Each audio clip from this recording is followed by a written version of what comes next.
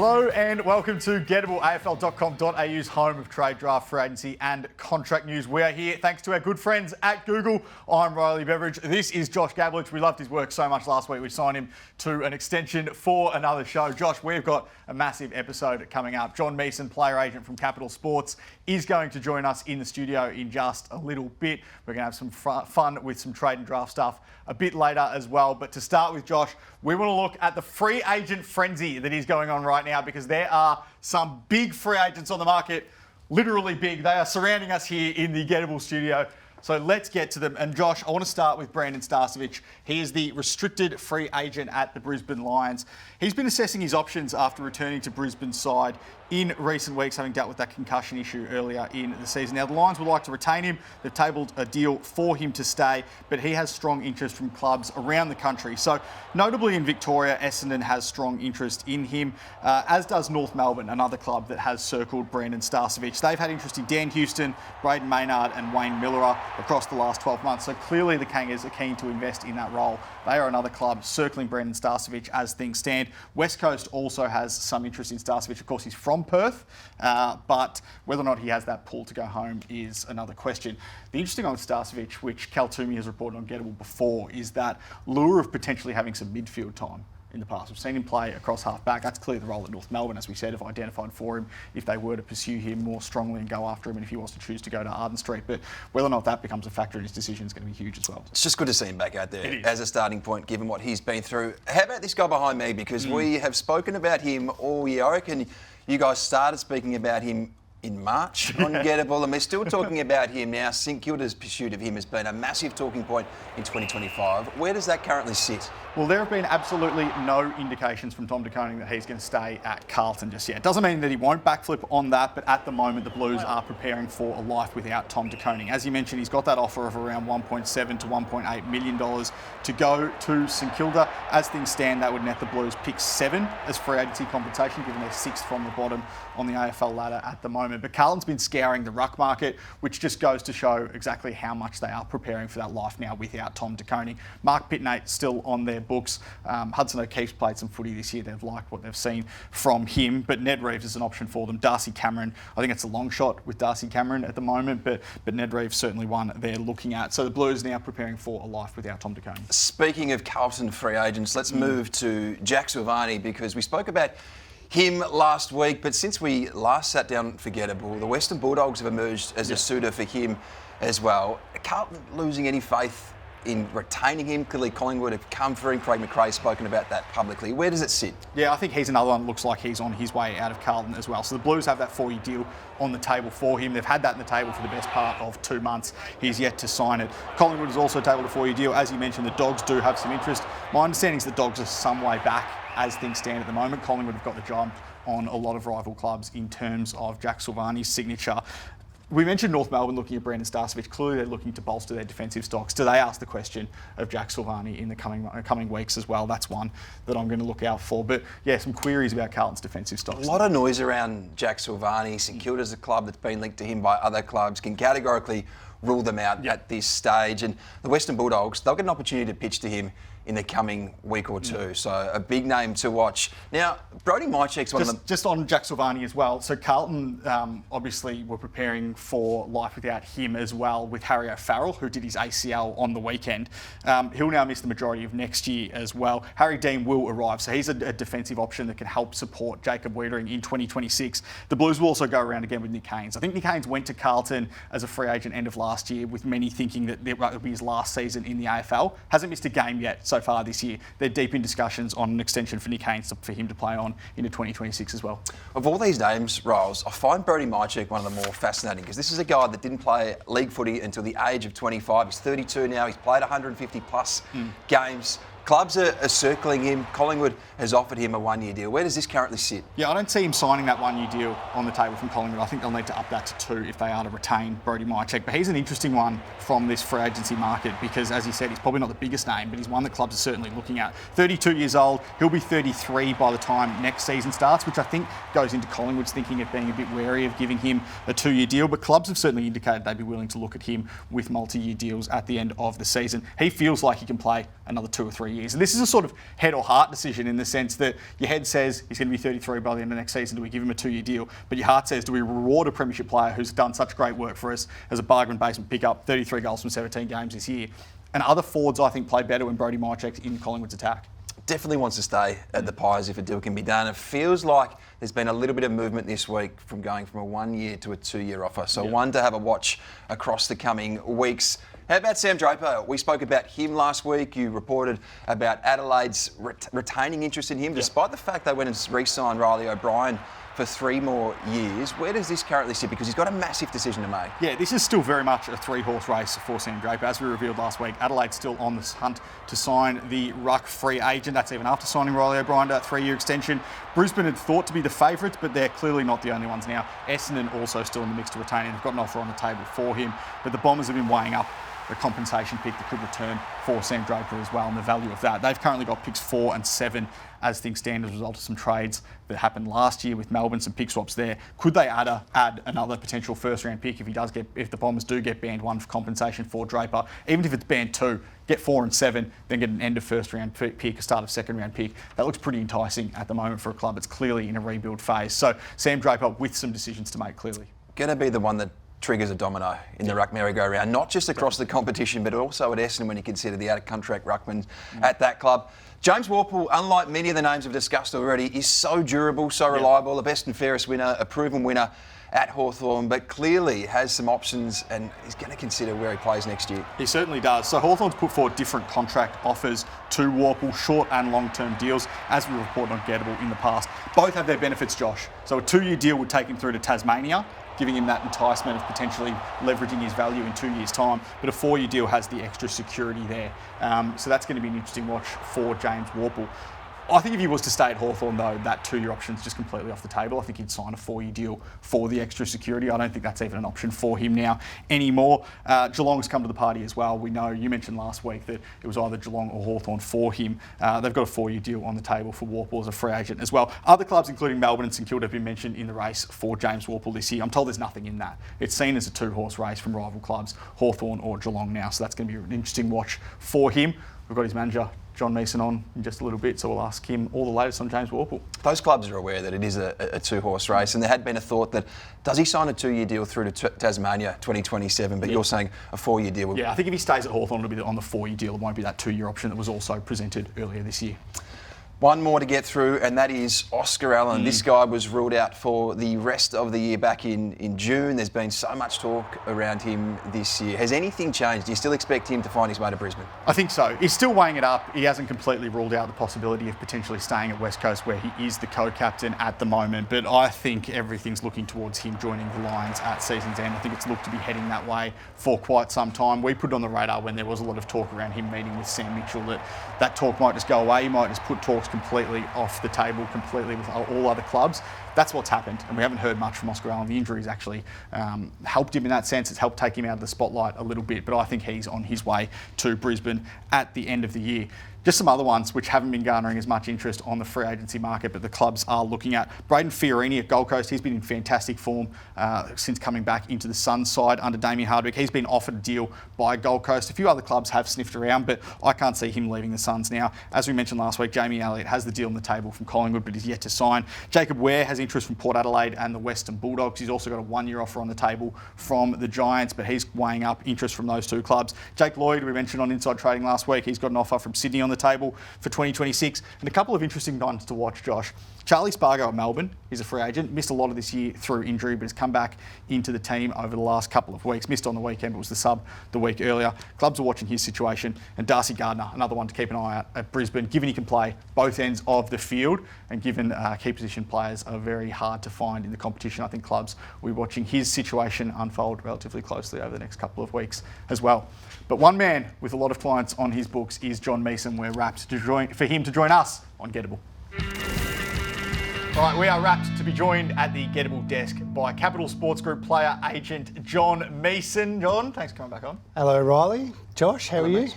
Good. Sir. Good to have you back on. Let's get straight into it, and let's start with the big restricted free agent on your books in James Warpool. Where do things sit with his free agency decision as things stand? Yeah, he's an interesting one. Like there's a little bit of media and interest around him and what he's doing.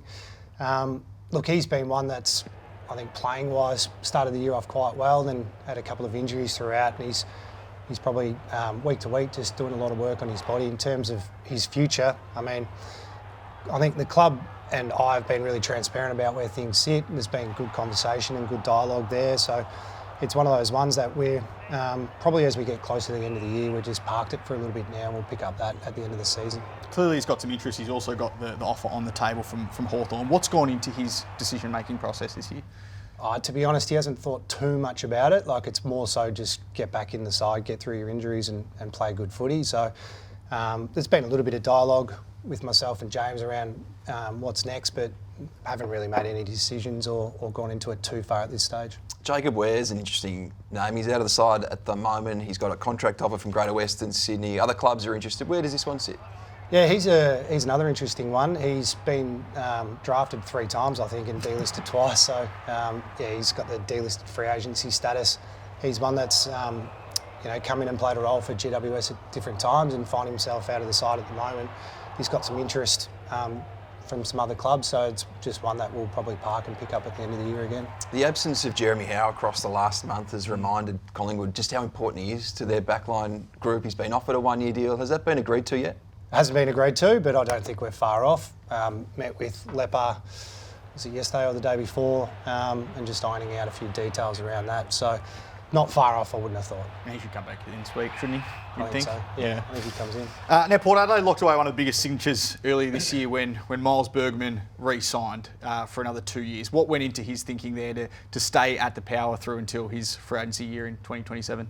Well, first of all, he loves the footy club, loves the environment there, and he's really invested into what they're doing on field, and the off-field support he's received has been outstanding from the club. So, like the other times he's come out of contract, he's probably just waited and just got information and just wanted to be 100% sure in his mind that that his decision is correct. So there was a little bit of interest from some clubs, it's fair to say, on if he wanted to return home, but no, he made a smart decision, I think, to re-sign for 2 and revisit it again in a couple of years. How intense was that interest, especially when he went into the midfield this year and started dominating in there as well? Yeah, it was, but I mean, our communication with clubs was pretty straightforward. We were pretty clear that in his own mind, he had to come to a decision on what he wanted to do, and I was always confident that should he want to come home, there would be a market for him and a healthy market. But he was pretty much just communicated back to me that Port's where he wanted to be. Now, Zach Butters staying at Port Adelaide. He's another one on the Capital Sports book. Just for absolute confirmation, he's not going anywhere this year, is he? Well, no, he won't be. And I understand that he's a player of interest in the media landscape and to other clubs, but we've been really clear with our communication to clubs that Zach is contracted and he'll be playing at Port in 2026. Okay. Clubs are starting to tick off the 2023 draft class, that top 20, and extend them beyond their initial 3-year contract offer. Where does Jed Walter sit? He's at the business end of his second season. Have the Suns opened up conversations around an extension? There's been communication with them the whole way through around what that phase looks like for him after his 3 years. I mean, we're just learning on the job a little bit as well. I think he's the first draft, of those 3-year contracts. So we just didn't want to rush in too early. He's out of the side at the moment, so he's just trying to get back in and hopefully play some finals with the Suns. And Suns have been great with their support from all those guys up there. So I think we'll probably look at it at some point. Leo Lombard's another player on the Capital books that you've got through their academy and now playing senior footy this year. Played 4 games in his debut season. He's 12 months behind Jed Walter, but have they got moving yet on the extension beyond his initial 3-year deal? There was some chats early days, but he got injured quite early in the year or through the back part of the pre-season. So they kind of got parked just to let him play, just to let him settle. Again, there's no rush. Like, he loves it up there. He's a Gold Coast guy. They've been outstanding for him through their academy and how they've looked after him. So I dare say they'll probably be picked up at some point. Wasn't that a great celebration when he kicked his first and then ran off the ground? Now, Pete Laddams, he's been offered a deal by Sydney. Does he take it or does he jump on the ruck merry-go-round in his hand, John? Well, it's always a risk to get on the merry-go-round, isn't it? Look, he's out of the side. Brody Grundy's playing unbelievable footy. So there's been good dialogue with Chris Keane there at Sydney around where he sits and how it looks. And we just wanted to see how the back part of the year played out. I don't anticipate there's going to be any any real club come up and jump and offer him a number one ruck role right now, but it's just probably about surveying the landscape and just seeing where it lands. But yeah, there's an offer there, and yeah, we're communicating with him all the time. Joel Fraser has been a revelation this season at the Western Bulldogs. He's got the contract for 2026, but I'm sure they'd love to lock him in long term, given how good he's been for them this year. Yeah, I think so. So at the start of the year, there was some chats with Sam Power there around a possible extension. Kind of glad we just held off a little bit because he's had a pretty good year and he's doing really well. So he wanted to back himself in and see where he could take his game. Again, he's locked in for next year, so we'll probably start looking at that at the end of the year or through the pre-season. So he loves it at the Dogs. Looking ahead to some of your draftees, Sam Grill, a Gettable favourite. He's been on the desk already. He sat where you sat, the Sizzler. Made his VFL debut for Richmond on the weekend. He was really impressive. 18 disposals, 6 marks, 5 tackles. Where do you think he sits in the draft order at the moment? It's probably a little bit too early to tell exactly where he sits. I think he's at the pointy end somewhere, but depending on who has the picks and where academy bids and whatnot come, it's kind of hard to say. But I think he's best. He's shown that he's a really, really exciting prospect, and he probably didn't have the championships that he was looking for. He's still really solid and contributed, but he knows he's got levels to go to and he's got gears in his game, so he's really exciting. I think he's a really big name to watch coming through the draft. Sam Ainsworth and Lockie Carmichael both had great champs, both in the under-18 All-Australian team. What is their draft range at the moment? Yeah, well, we're probably still ascertaining how that looks. Lockie's a Sydney Academy member. I thought he had a really good champs last year as a bottom major. This year went up another level and makes All-Australian. He's a really smart, classy user off half-back that can go through the midfield. They've got a few good prospects there at Sydney, so yeah, we'll have a chat with them at the right time around how it looks and where he sits. Sammy Ainsworth's been a real surprise for us. Come on as a ruckman out of Norwood. He can take a mark, really aggressive. Probably a little bit too early to tell. I think how those guys go at the combine and how they meet with clubs and do all that type of stuff will probably shake it out, but both of those look exciting. So much interest in the Gold Coast Suns Academy. Jai Murray is another one coming through there. Where does he sit with the Suns? Because they've got so much this year to focus on. Yeah, he's probably the forgotten man up there. He started the season incredibly well and then had a foot injury, which has forced him to have surgery and miss the rest of the season, which is really disappointing for him in his draft year. But elite level talent, great footy IQ. He's got some real athletic attributes as well. Played a lot of VFL footy last year as a 17-year-old, so he's one that a lot of clubs are doing some work on now. So where he sits, he's probably a run or two below Zeke and Dylan and those type of guys, but Gold Coast have been outstanding with their support for him. So hopeful that he can get onto an AFL list as well. Speaking of clubs this week, I know he's gone under the radar publicly, but I don't think he's gone under the radar with clubs. They really rate him highly. Jai Murray. John, thank you so much for coming on. You've been a multi-time guest. This is a new Gettable mug, though, a brand new one. Beautiful. We need to get the loyalty card that we need to stamp for you at some stage. There's some stickers in there as well for you to put in your car. I can't wait. We appreciate you having coming on once again. I'll give it to the kids. I love it. All right, now, Josh, Google Gemini is our personal AI assistant, and it's a great helping hand for fleshing out ideas and answering questions. This one could be useful for players and their agents like me. Let's take a look. Hi Google Gemini. How would you phrase a short breakup style message from an AFL player leaving to head to another club in the trade period? Make it funny, but also positive and respectful. Okay, here's a playful breakup message for your AFL player. Hey club name. It's not you, it's me. Well actually, it's a bit of both. I've had a cracking time here, but it's time for me to chase some new goals. Thanks for all the laughs and the memories. I'll always cherish our time together. Who knows, maybe we'll meet again in the grand final. Let me know if you want another version. I think that's great, but can you make it a bit more funny? All right, how about this one? To my beloved club name, it's been a wild ride, but like a bad haircut, it's time for a change. Don't worry, it's not you, it's definitely me, and my need for more goals. Thanks for the memories, and who knows, maybe we'll meet again in the grand final, or at the pub. All right, that's very helpful. Thanks, Google Gemini. No worries at all. Let me know if you need anything else. Big thank you to John Mason from Capital Sports Group for his time. Josh, all right, let's get to Askable. That is where you ask the questions, we answer them. Get in touch with us on our Instagram page at Gettable to do exactly that. Tyson has the question, Riles. Everyone wants answered. Just a NAS update. Well, the update is there is no update on Nasiah Wanganeen-Milera. So St Kilda, Port Adelaide and Adelaide have all made their bids. As we mentioned quite strongly last week, those offers are around the circa $2 million per year mark. But yeah, no one really knows. St Kilda doesn't know, Adelaide doesn't know, Port Adelaide doesn't know, his teammates don't know, his coaches don't know. No one knows what Nasiah is going to do. But I've said this countless times, Josh. The pressure has been on him all year, and the way he's dealt with that has been fantastic. It ramped up again last week when he had that 4-goal game against Melbourne that won in the game, the goal after the siren.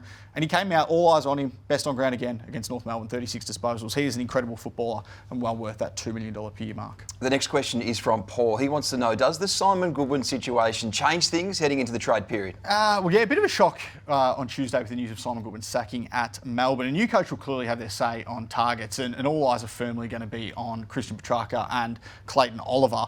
Oliver contracts until 2030, Petrarca till 2029. Those deals will probably remain a factor, though, in terms of how they actually get them out of Melbourne. One name that I keep hearing pop up is Bailey Fritsch. Now, I'm told quite strongly he wants to stay at Melbourne next year, and I'm told just as strongly Melbourne wants to retain him next year. He's a free agent next season, but I don't think there's any chance, as things stand, that Bailey Fritsch leaves before the end of next year, if he does leave at the end of next year at all. So he won't be going anywhere in 2025, I don't think, Bailey. And I think Jake Lever's in the exact same boat. Yes. Pretty strong behind the scenes at Melbourne on those two. Now, Hayden sounds like he might have been out at Elizabeth on Saturday to watch the Sandfield debut. Everyone is talking about, and his question is Dougie Cochran in Port Adelaide's next generation academy yet? Not yet. This is still entirely in the AFL's hands. Port Adelaide is waiting on an answer, having gone through the NGA process. No confirmation yet. They're hopeful of a result going in their favour. But, geez, how good he was on his sample debut for Central District last Saturday. 4 goals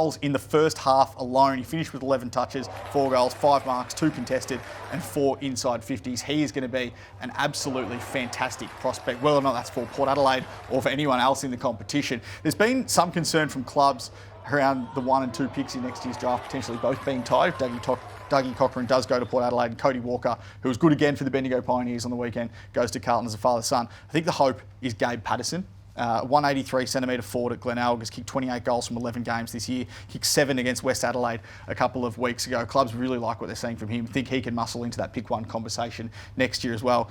The interesting part of Gabe Patterson is he's the son of Stephen Patterson, who played 96 games for Collingwood in the 1990s and the early 2000s. So he's the one that got away for the Pies. And another fascinating element of that is Stephen Patterson's daughter Violet was drafted to Collingwood, because the father-daughter rule means you only have to play 1 game to be eligible, but Gabe won't be eligible for Collingwood. If you get to 96 games now, any players in 96 games, don't cut them, just in case. That'd be our rule to clubs. Do not cut a player when they're in the 90s. Let them get to 100 games. Dean Anderson with Don't Noah mention was the Hawthorn situation. It was the same. Roz. Next question is from Jordan. It's around Mally Roses. Can we lock him in at Richmond yet? Not yet, but they're certainly leading the race as things stand. So Michael Whiting, our great colleague up in Queensland, AFL.com.au, reported last week that the Tigers are leading the pack to sign Mally Roses Jr. at the end of the year. Sydney also has some interest. Brisbane showed some interest last year, but he stayed at Gold Coast. Clearly the Tigers, though, are looking for small forward depth, and Mally Roses has become an option for them.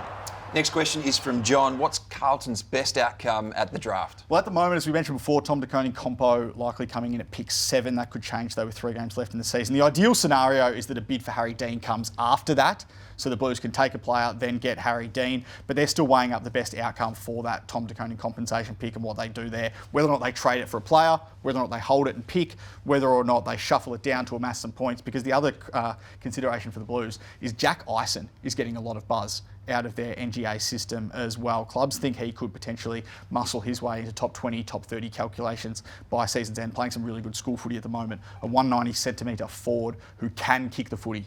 That's his asset. So, yeah, a lot of buzz around Jack Eisen at the moment.